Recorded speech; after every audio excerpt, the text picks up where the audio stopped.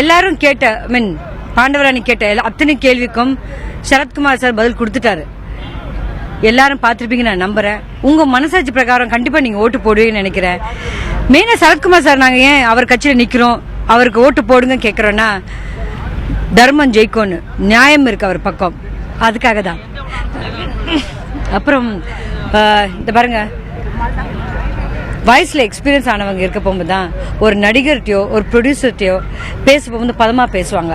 எங்களுக்கும் ஒரு கம்யூனிகேஷன் ஈஸியாக இருக்கும். அதனால தான் ஒரு நல்ல தலைவரை நாங்கள் தேர்ந்தெடுக்க விரும்புகிறோம்.